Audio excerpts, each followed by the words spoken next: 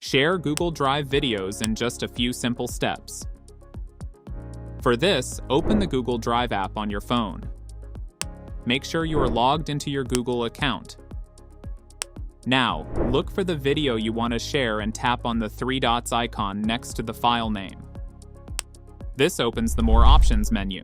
From the menu, tap on Manage Access. Currently, it is restricted, meaning only you have access. Let's change that before sharing. Now set the permission to anyone with a link. Then, tap on Viewer. Now choose between Viewer, Commenter, and Editor. After that, tap on the link icon from the top right corner.